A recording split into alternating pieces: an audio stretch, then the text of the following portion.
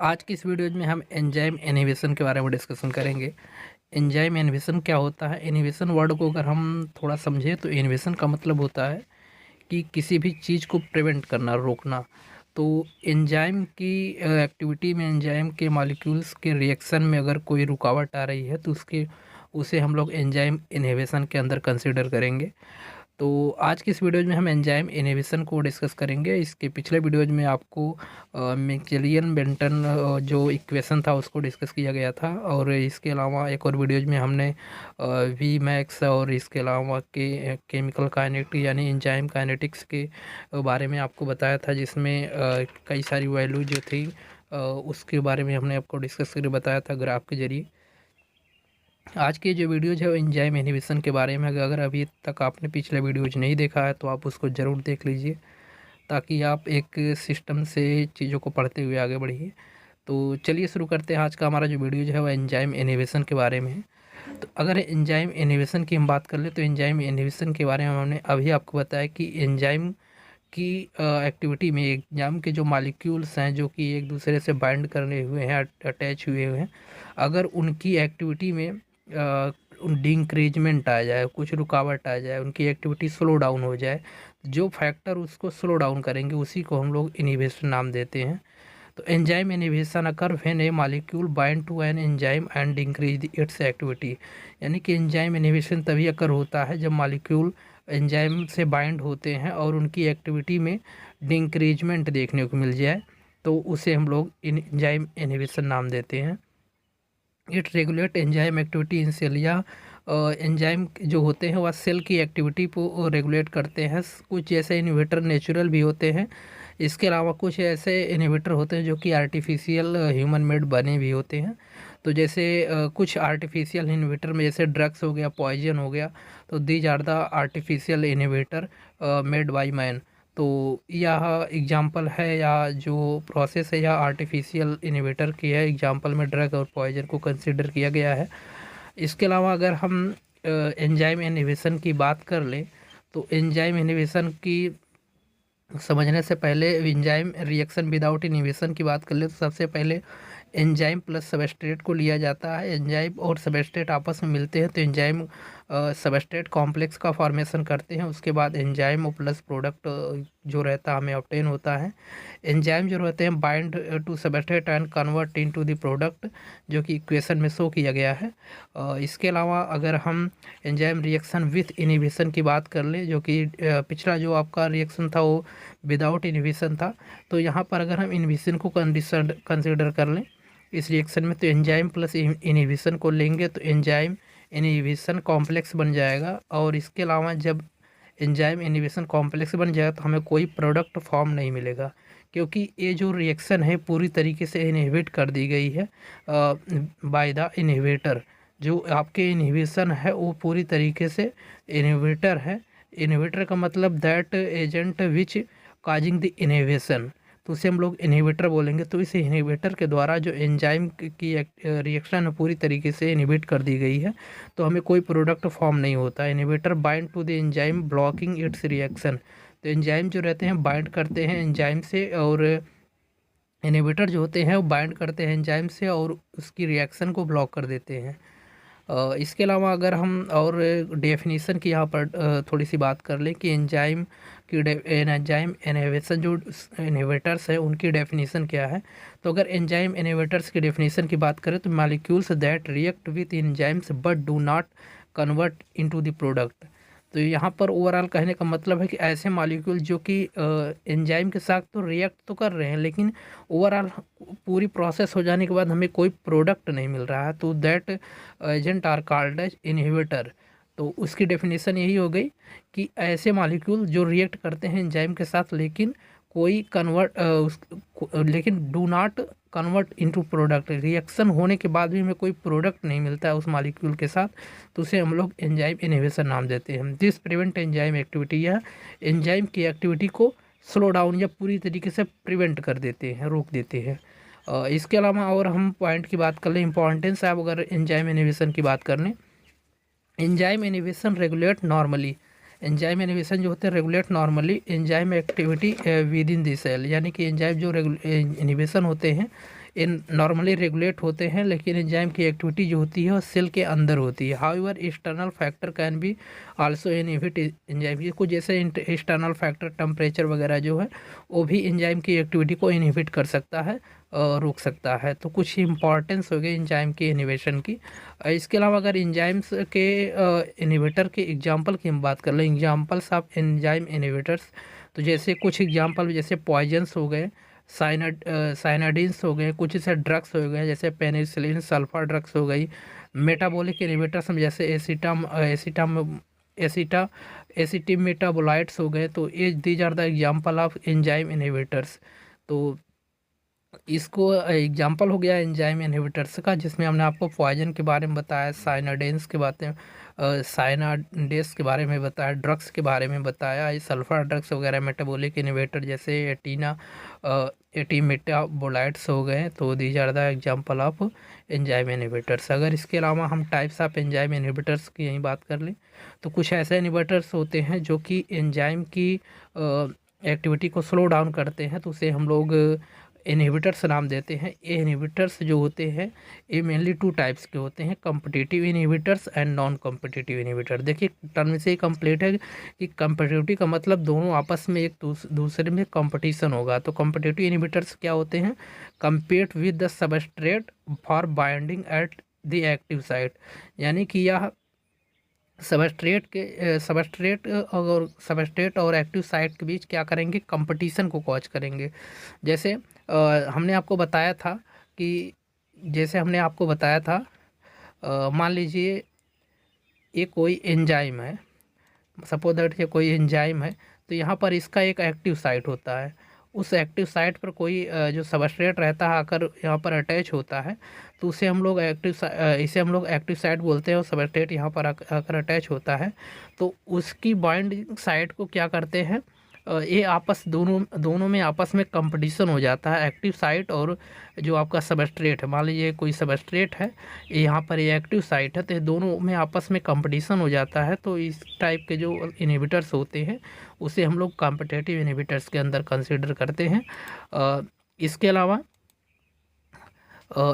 अगर हम एग्जांपल की बात कर लें, स्ट्रक्चरी सिमिलर टू दी सबस्ट्रेट, या सबस्ट्रेट के बिल्कुल सिमिलर होते हैं। एग्जांपल में जैसे मैलानेट हो गया, इनहिबिट से सक्सिनेट डिहाइड्रोनेज। जो मैलानेट होता है वो जो आपका सक्सिनेट डिहाइड्रोनेज होता है उसको पूरी तरीके से इनहिबिट कर देता है। इसके अलावा दूसरा जो है वह नॉन कॉम्पिटिटिव इनहिबिटर्स है। नॉन कॉम्पिटिटिव इनहिबिटर्स में ऐसे इनहिबिटर्स आते हैं bind to the enzyme to an allosteric site not active site, ये दूसरी किसी साइट पर जाकर अटैच होते हैं।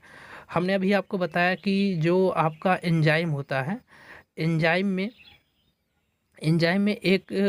में जब सबस्ट्रेट आकर ऐड होता है, एंजाइम मान लीजिए यह एक कोई एंजाइम है, मान लीजिए ये इसको हमने एंजाइम बना दिया, या कोई एक एंजाइम हो गया, और इस एंजाइम में या कोई सबस्ट्रेट है, ये सबस्ट्रेट कोई है, और यहाँ पर यह इसकी एक्टिव साइट है, जो यहाँ पर फरो दिख रही है, हल्का सा डाउन दिख रहा है, इसकी एक्टिव साइट है। तो यहाँ पर सबस्ट्रेट आकर दोनों यहाँ पर जुड़ते हैं, लेकिन कभी कभी क्या होता है कि यहाँ पर सबस्ट्रेट के अलावा और भी कुछ सबस्ट्रेट यहाँ पर उपस्थित होते हैं, तो इसके लिए एक अलग सा यहाँ पर स्ट्रक्चर बन जाता है, एक अलग से फरो बन जाती है, जहाँ पर जो आपका अदर सबस्ट्रेट आकर ऐड होता है, तो उसे हम लोग एलियोटिक साइट बोलते हैं। तो इसको आप जानते रहिए। इस साइट पर आकर जो आपका अदर सबस्ट्रेट रहता है वो आकर ऐड होता है। तो जो नॉन कॉम्पिटिटिव इनहिबिटर्स होते हैं bind to the enzyme at allosteric site not active site, ये नॉट एक्टिव साइट पर नहीं ऐड होते बल्कि यहाँ पर दूसरे वाले साइट पर जाकर ऐड होते हैं, तो उसे हम लोग एलोस्टेरिक साइट के नाम से जानते हैं। और इस टाइप के जो इनहिबिटर्स होते हैं उसे हम लोग नॉन कॉम्पिटिटिव इनहिबिटर के अंदर कंसिडर बोलते हैं। इसके अलावा कैन बी रिवर्सिबली और इरिवर्सिबली, या तो रिवर्सिबल होता है या तो इरिवर्सिबल होता है। और एग्जांपल में जैसे साइनाइड इनहिबिट्स साइटोक्रोम ऑक्सीडेज, यानी कि जो साइनाइड होता है वो एक्सिबिट करता है साइटोक्रोम्स को, साइटोक्रोम ऑक्साइड को। तो आप जानते रहिए जो आपके कॉम्पिटिटिव इन्हिबिटर होते हैं वो क्या करते हैं, किसी कॉम्पिटिटिव इन्हिबिटर्स जो होते हैं वो कंपेट कर देते हैं सबस्ट्रेट और जो एक्टिव साइट होती है दोनों में आपस में कंपटीशन हो जाता है। तो इस टाइप के जो कंपटीटर्स होते हैं या इन्हिबिटर्स होते हैं उसे हम लोग इन कॉम्पिटिटिव इन्हिबिटर्स के अंदर कंसीडर करते हैं। इसके अलावा जो नॉन कॉम्पिटिटिव इन्हिबिटर्स होता है इसमें ये एक्टिव साइट पर जो आपके सबस्ट्रेट होते हैं वो बाइंड ना होकर जो होता है एलोस्ट्रिक साइट पर बाइंड होते हैं, जो कि एंजाइम का एक अलग सा पार्ट होता है, जिसमें हमने आपको बताया कि जहाँ पर जो एक्टिव साइट रहती है वहाँ पर ना होकर नीचे की तरफ उस भी एक साइट बना देते हैं जिसे हम लोग एलोस्टेरिक साइट बोलते हैं। और इस एलोस्टेरिक साइट पर जाकर जो आपके सबस्ट्रेट रहते हैं वो बाइंड होते हैं। तो ये जो होते इस टाइप के जो इन्हिबिटर्स होते हैं उसे हम नॉन कॉम्पिटिटिव इन्हिबिटर्स के अंदर कंसीडर करते हैं। एग्जांपल में साइनाइड इन्हिबिटर, साइटोक्रोम ऑक्सीडाइज, ये जो हैं इसके एग्जांपल है। इसके अलावा अगर हम कॉम्पिटिटिव इन्हिबिटर्स की बात कर लें तो ये करते क्या है कि block enzyme activity by binding to the active site.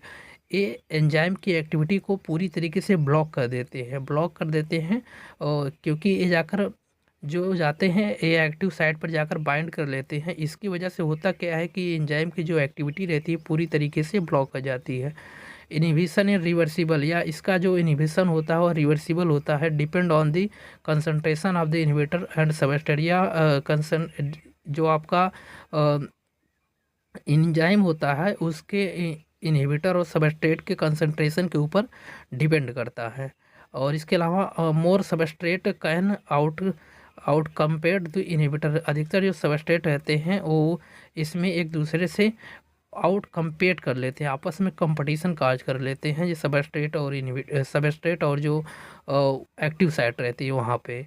तो ये कॉम्पिटिटिव इन्हिबिटर हो गया। इसके अलावा अगर हम एग्जांपल ऑफ एंजाइम इन्हिबिटर्स की बात कर लें तो रिएक्शन विदाउट इनहिबिशन की अगर हम बात कर लें तो सक्सिनेट डिहाइड्रोजिनेज जो रहता है वो जब सक्सिनेट से जुड़ता है तो एंजाइम सबस्ट्रेट कॉम्प्लेक्स का फॉर्मेशन करता है और टोटल में जाकर सक्सिनेट डिहाइड्रोजिनेज और पर प्लस फ्यूमिरेट ये जो दे देता है। इसके अलावा जब यहीं पर रिएक्शन विथ इन्हिबिटर की बात हो जाती है तो यहाँ पर जब कॉम्पिटिटिव इन्हिबिटर्स विथ मोलिनेट की बात हो जाती है तो सक्सिनेट डिहाइड्रोजिनेज मोलिनेट्स के साथ जब रिएक्ट करता है तो कोई प्रोडक्ट फॉर्म नहीं होता। तो यही हम आपको बता रहे हैं कभी से कि जो आपके इन्हिबिटर होते हैं वो क्या करते हैं, जब वो जाकर किसी रिएक्शन में जुड़ जाते हैं तो वहाँ पर जो फाइनल प्रोडक्ट रहता है कोई प्रोडक्ट नहीं मिलता। ऊपर आप देख रहे थे कि ये जो प्रोडक्ट है रिएक्शन विदाउट इन्हिबिटर, तो यहाँ पर आपको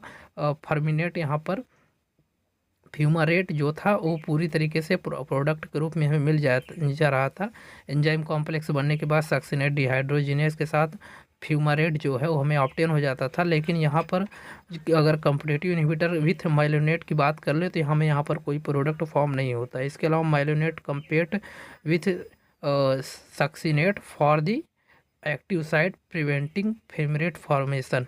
जो माइलोनेट रहता है वो कंपेट कर देता है उसकी एक्टिव साइट पर जाकर पूरी तरीके से वह क्या कर देता है, कंपटीशन वहाँ पर कॉज हो जाता है इस सबस्ट्रेट और एक्टिव साइट के बीच, जिसकी वजह से जो succinate for the active succinate के एक्टिव साइट के ऊपर जिसकी वजह से जो फ्यूमारेट फॉर्मेशन है पूरी तरीके से प्रिवेंट हो जाता है। तो ये कॉम्पिटिटिव इन्हिबिटर हो गया। इसके अलावा कुछ की टेक वे की बात कर लें तो कुछ कॉम्पिटिटिव इन्हिबिटर जो होते हैं resemble the substrate and bind to the active site. Competitive inhibitors जो होते हैं रिजेंबल करते हैं सबस्ट्रेट से और या एक्टिव साइट पर जाकर बाइंड होते हैं। Malonate is the competitive inhibitor of the succinate dehydrogenase. Malonate जो है यहाँ पर कॉम्पिटिटिव इन्हिबिटर है सक्सिनेट डिहाइड्रोजिनेज का। No product is formed when the inhibitor is bound. जब यहाँ पर इन्हिबिटर आकर बाइंड कर लेंगे तो वहाँ पर हमें कोई प्रोडक्ट नहीं मिलेगा। तो इसको अभी हमने एग्जांपल से आपको बता दिया कि अगर वहाँ पर इन्हिबिटर आकर बाइंड कर लेगा तो फाइनल प्रोडक्ट हमें कोई ऑब्टेन नहीं होगा। इसके अलावा इंपॉर्टेंस ऑफ एंजाइम इन्हिबिशन की बात कर लें तो सपोर्ट द लॉक एंड की हाइपोथेसिस। यह लॉक और की हाइपोथेसिस को सपोर्ट करता है। Help in drug design, drugs जितनी बनती हैं जैसे कुछ एंटीबायोटिक्स हो गई लाइक दी सल्फामाइड, सल्फोनामाइड्स वगैरह जो हैं, इसको इस टाइप की जो एंटीबायोटिक्स होते हैं इसको बनाने में इस तरीके की इनहिबिटर का यूज किया जाता है। इसके अलावा use the feedback inhibition A regulate metabolic pathway, या फीडबैक इनहिबिशन में मदद करता है जो कि मेटाबॉलिक पाथवे को बढ़ाता है। इसके अलावा अगर हम नॉन कॉम्पिटिटिव इनहिबिटर्स की अब बात कर लें तो ये तो पूरा आपका जो था वो कॉम्पिटिटिव इनहिबिटर था। अगर हम अब नॉन कॉम्पिटिटिव इनहिबिटर की बात कर लें तो आपके जो नॉन कॉम्पिटिटिव इनहिबिटर होते हैं, inhibitor bind to an allosteric site, यानी कि ऐसी साइट जो कि एक्टिव साइट में ना, जो आपके कॉम्पिटिटिव इनहिबिटर थे वो क्या करते थे, सबस्ट्रेट उसका जो था वो जाकर एक्टिव साइट पर बाइंड होता था, लेकिन जो नॉन कॉम्पिटिटिव इनहिबिटर है उसमें जो इनहिबिटर हैं वो उसके एलोस्टेरिक साइट पे जाकर बाइंड होंगे, not the active site, active site पर बाइंड नहीं होंगे। तो इस टाइप के जो इनहिबिटर होंगे उसे हम लोग नॉन कॉम्पिटिटिव इनहिबिटर नाम देते हैं। यहाँ पर कोई किसी प्रकार का कंपटीशन नहीं रहता। कैन भी रिवर्सिबल टेम्परली या टेम्परली रिवर्सिबल रहता है। इनएक्टिव एंजाइम, इसमें इनएक्टिवेट एंजाइम रहते हैं और रिवर्सिबल डीनेचुरल एंजाइम्स रहते हैं। इसका जो एग्जांपल है जैसे कुछ हैवी मेटल्स हो गए लाइक जैसे लेड हो गया, इसके अलावा मरकरी हो गया, और इसके अलावा इरिवर्सिबल इनहिबिटर के सब एग्जांपल हैं। तो जैसे हैवी मेटल में आपके लेड और मरकरी वगैरह जो हैं ये कंसिडर किए जाते हैं, तो these are the example of reversible inhibitor यानी कि नॉन कॉम्पिटिटिव इनहिबिटर। और इसके अलावा अगर हम इसकी डेफिनेशन की बात कर लें तो नॉन कॉम्पिटिटिव इनहिबिटर्स ऐसे इनहिबिटर होते हैं कि जो एंजाइम के एक्टिव साइट पर बाइंड ना कर अदर साइट पर जाकर बाइंड होते हैं, अदर एक्टिव साइट पर जाकर बाइंड होते हैं, जिसे हम लोग एलोस्टेरिक साइट नाम देते हैं। तो यह इसका डेफिनेशन हो गया कि जो आपके नॉन कॉम्पिटिटिव इनहिबिटर रहते हैं वो एंजाइम के एक्टिव साइट पर बाइंड ना होकर दूसरी साइट पर जाकर बाइंड होते हैं, उसे हम लोग एलोस्टेरिक साइट नाम देते हैं, और इस टाइप के इनहिबिटर को हम लोग नॉन कॉम्पिटिटिव इनहिबिटर नाम देते हैं। इसके अलावा अगर हम effect of non competitive inhibitors की बात करें तो टेम्परेली इनएक्टिव या टेम्परेली इनएक्टिव रहते हैं एंजाइम में और रिवर्सिबल इनहिबिशन का को काज करते हैं, लेकिन परमानेंटली क्या करते हैं, डीनेचर्स होते हैं, एंजाइम्स होते हैं जो कि रिवर्सिबल इनहिबिशन को कॉज करते हैं। इसके अलावा अगर हम रिवर्सिबल नॉन कॉम्पिटिटिव इनहिबिटर की बात कर ले तो ये प्रिवेंट करते हैं एंजाइम सबस्ट्रेट को कॉम्प्लेक्स फॉर्मेशन में। तो इसके अलावा prevent substrate conversion to product, या सबस्ट्रेट को प्रोडक्ट में कन्वर्जन में ये प्रिवेंट करते रोकते हैं। तो एग्जांपल में जैसे फीडबैक इनहिबिशन जो है इसका एग्जांपल है, तभी हम फीडबैक इनहिबिशन को भी समझेंगे। इसके अलावा अगर हम इरिवर्सिबल नॉन कॉम्पिटिटिव इनहिबिशन की बात कर लें तो destroy enzyme by altering its shape, यानी कि यह करते हैं क्या है, एंजाइम को डिस्ट्रॉय कर देते हैं उसके शेप के अनुसार। Substrate can no longer bind to the active site, इसमें सबस्ट्रेट जो रहता है उसके एक्टिव साइट पर बाइंड नहीं होता, दूसरे साइट पर बाइंड होता है जिसे हम लोग एलोस्टेरिक साइट के नाम से जानते हैं। एग्जाम्पल में जैसे cyanide, heavy metals, sulphur, copper, ये सब पॉइजन, ये सब इसके अंतर्गत आते हैं। इसके अलावा अगर हम अगला जो लास्ट इनहिबिटर है उसे हम लोग फीडबैक इनहिबिटर के नाम से जानते हैं। रेगुलेशन ऑफ एंजाइम एक्टिविटी में इसका मदद करते हैं। तो अगर फीडबैक इनहिबिटर की बात करते हैं तो फीडबैक इनहिबिटर क्या होते हैं, control enzymatic activity in a fair वे।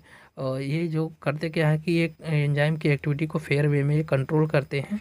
और इसके अलावा इसकी मैकेनिज्म को अगर हम मैकेनिज्म की बात कर लें तो there is a second binding site, इसमें एक सेकंड बाइंडिंग साइट पाई जाती है on the enzyme where is the inhibitor bind, जहाँ पर जाकर इनहिबिटर बाइंड होता है। अभी हमने आपको नॉन इनहिबिटर में बताया था कि एग्जाम्पल में जो था वो आपका था, आपका जो एग्जाम्पल में था वो आपका फीडबैक इनहिबिटर था। और उस फीडबैक इनहिबिटर के जो फीडबैक इनहिबिटर है उसकी थोड़ी सी मैकेनिज्म को समझते हैं। एब्सेंस और presence of inhibitor on second binding site, इसके प्रेजेंस और एब्सेंस के आधार पर इसकी सेकंड बाइंडिंग साइट का नाम देते हैं, जिसे हम लोग एलोस्टेरिक साइट के नाम से जानते थे। एक्टिवेट्स और deactivate the enzyme by changing इस कन्फर्मेशन, या उसकी कन्फर्मेशन को चेंज करने में मदद करता है। इसके अलावा रोल ऑफ इनहिबिटर की अगर हम बात करें तो the inhibitor usually product of A reaction formed during metabolic pathway, यानी कि यह जो करता है इनहिबिटर यूजुअली ये प्रोडक्ट का फॉर्मेशन करने में जो कि मेटाबॉलिक पाथवे में होता है। इसके अलावा अगर हम समरी एंड फाइनल थॉट की बात करें तो नॉन कॉम्पिटिटिव इनहिबिटर जो रहते हैं bind at the allosteric site. ये आप इतना याद रखिए कि जो आपके कॉम्पिटिटिव इनहिबिटर्स रहते हैं उसका जो सबस्ट्रेट रहता है उसके एक्टिव साइट पर जाकर बाइंड होता है, और इसके अलावा जो नॉन कॉम्पिटिटिव इनहिबिटर्स रहता है उसका जो सबस्ट्रेट रहता है उसके दूसरी साइड जिसे हम लोग एलोस्टेरिक साइट के नाम से जानते हैं उस पर जाकर बाइंड होता है। दे कैन रिवर्सिबल टेम्परेरी, ये जो होते हैं रिवर्सिबल होते हैं, टेम्परेरी होते हैं, और इरिवर्सिबल होते हैं जो कि परमानेंट होते हैं। Important in both regulation feedback inhibition and toxicity poison. तो इन सब में इसका यूज जो है तो ओवरऑल हमने आपको यहाँ पर जो इनहिबिटर जितने भी थे इसको हमने आपको बता दिया है। तो अगर आपको इसी तरीके की वीडियो चाहिए तो आप चैनल से जुड़ सकते हैं, चैनल को सब्सक्राइब कर सकते हैं। अगर वीडियोज कुछ इन्फॉर्मेटिव लगी हो तो वीडियोज़ को लाइक ज़रूर करें। अगर कोई इस वीडियोज़ को सजेशन देना चाहते हैं तो आप कमेंट बॉक्स में ज़रूर बताएं वीडियोज़ आपको कैसी लगी। तो आज के लिए बस इतना ही, मिलते हैं किसी नेक्स्ट वीडियो में। इसी तरीके के एजुकेशनल कंटेंट के लिए आप हमारे चैनल को सब्सक्राइब करना ना भूलें। तो मिलते हैं नेक्स्ट वीडियो में।